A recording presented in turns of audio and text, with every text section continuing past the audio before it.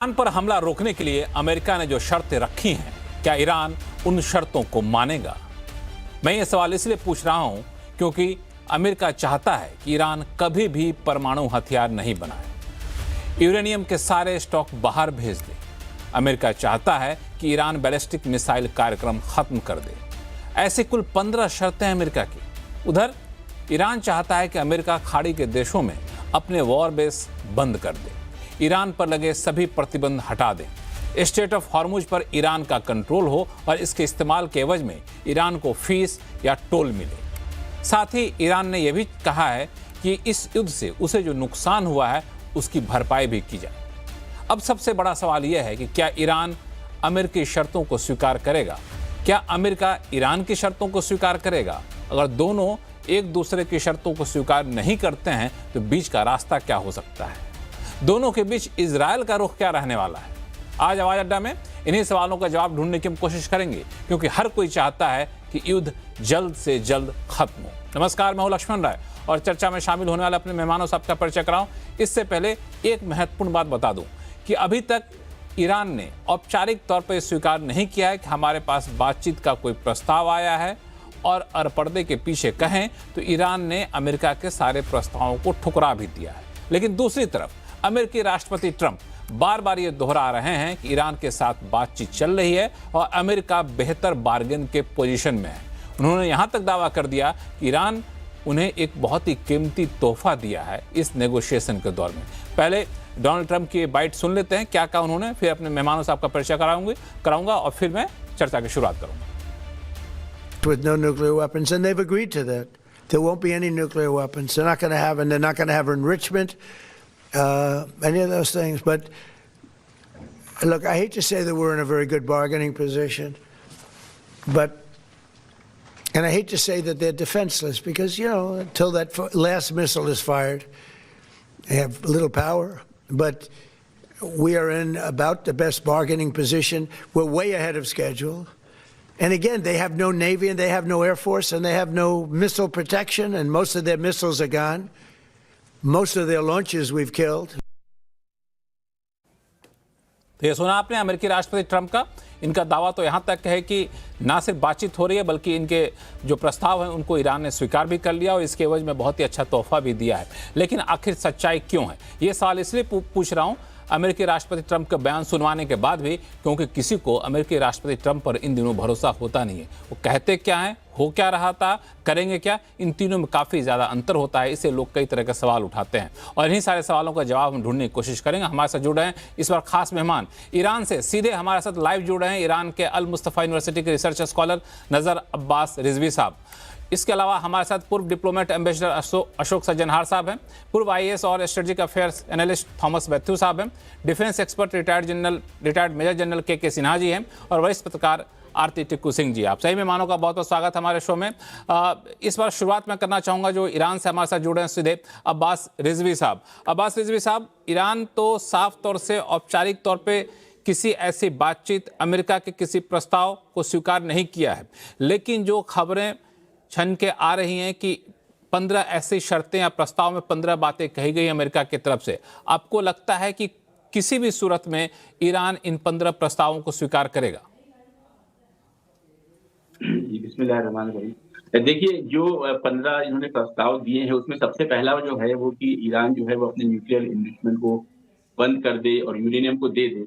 ये पहले पॉइंट पे अगर हम रुक जाएं तो ये सवाल किया जाना चाहिए ट्रंप से और यूएस से कि आपने बार-बार ये कहा है कि हमने ईरान के न्यूक्लियर प्रोग्राम को पूरी तरीके से नष्ट कर दिया है, बर्बाद कर दिया है। चाहे वो पिछले साल 12 दिन की जंग हो, चाहे वो अभी की जंग हो, बार-बार कह रहे हैं कि ना उनके पास न्यूक्लियर प्रोग्राम है, ना उनके पास मिसाइल्स हैं, ना एयर फोर्स है, ना नेवी है, कुछ भी नहीं है। और उसके बाद उन्होंने एक बार ये भी कहा था कि ईरान जो है वो डेड है, पूरी तरह से खत्म हो गया है। तो जब ईरान में कुछ बचा नहीं, नेगोशिएशन किसके साथ करना चाह रहे हैं?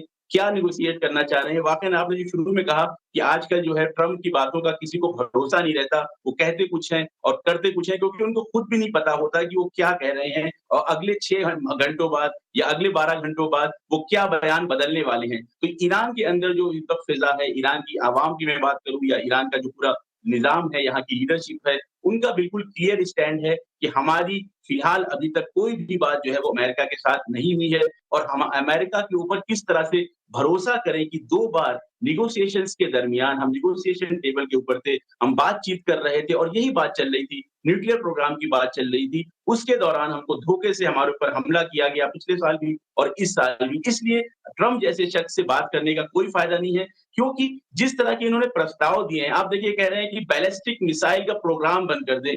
कौन-सा समझदार इंसान होगा जो इस बात को कबूल करेगा कि कोई मुल्क अपनी कुदरत, अपनी जो उनकी स्ट्रैटेजिक ताकत है, उसको पूरी तरह से खत्म कर दे। क्योंकि ये चाहते हैं कि जिस तरह से इन्होंने लीबिया के अंदर, सीरिया के अंदर, अफ़गानिस्तान के अंदर, इराक के अंदर आके तबाही मचाई, उसी तरीके से ईरान की सारी पावर को अपने अंडर में लेना चाहते हैं और फिर चाहते हैं कि ईरान के अंदर भी पूरी तरीके से ये नरसंहार करे, कत्लो-गारत करे। तो किसी भी तरह का ये अक़लानी फैसला नहीं है कि ईरान इस वक़्त जो है वो नेगोशिएशन करे ये यूएस के साथ, वो भी इन शर्तों के ऊपर। दूसरी तरफ से मैं ये भी बताना चाहूँगा आपको और आपके दर्शकों को कि ईरान ने बिल्कुल क्लियर स्टैंड कर दिया है कि हमारे अगर जो हमने बातें कही हैं, पहले ही उन्होंने शर्तें मुअय्यन कर दी हैं, 6 शर्तें, 7 शर्तें उन्होंने मुअय्यन कर दी हैं, फिक्स कर दी हैं कि अगर इन बातों को कबूल किया जाए, गारंटी दी जाए कि दोबारा जो है यूएस हमारे ऊपर हमला नहीं करेगा और जो कंपनसेशन की बात है और स्ट्रेट ऑफ होर्मुज़ की बात है और उसके साथ-साथ यूएस बेसेस खाली करने की बात है, ये बातें अगर मानी जाती हैं तो शायद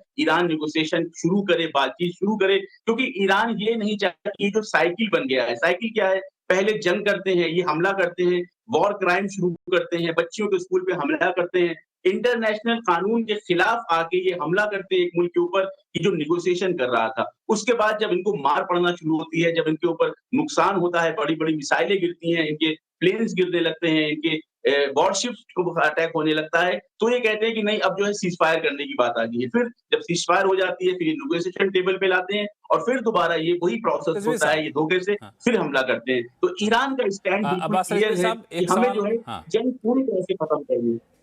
जंग पूरी तरह से अब्बास खत्म रिजवी साहब, करनी है। एक सवाल हमें मैं एक सवाल और आपसे पूछूं, फिर बाकी मेहमानों को जोड़ूंगा, वो लोग इंतजार कर रहे हैं। मैं एक सवाल और पूछूं अब्बास रिजवी साहब कि मान लिया जाए आपने जो 5 और 6 बातें रखी कि जंग पूरी तरह से खत्म कर दीजिए, हमारे नुकसान की भरपाई कर दीजिए, आप ये कर दीजिए, वो कर दीजिए, वो सारी बातें आपकी मान लेते हैं तो क्या आप उनकी सारी बातें मान लेंगे?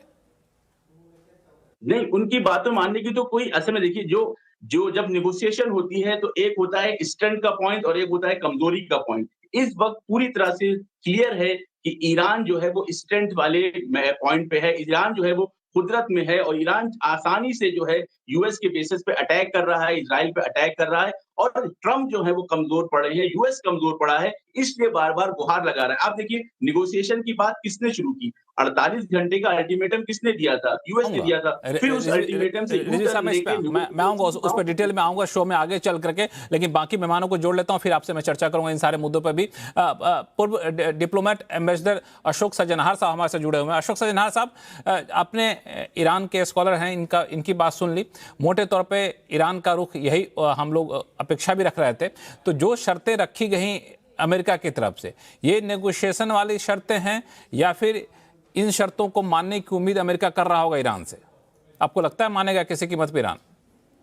देखिए, नेगोशिएशन, बहुत धन्यवाद लक्ष्मण जी मुझे आमंत्रित करने के लिए। देखिए, जब नेगोशिएशन होती है तो दोनों तरफें जो हैं अपनी, दोनों साइड्स अपनी मैक्सिमलिस्ट पोजीशन बताती हैं।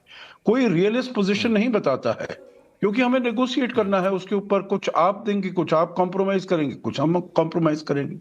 तो इसलिए मैं समझता हूं जो अमेरिका की जो शर्तें हैं बिल्कुल मैक्सिमलिस्ट पोजीशन है, वो ईरान को मान्य नहीं होंगी।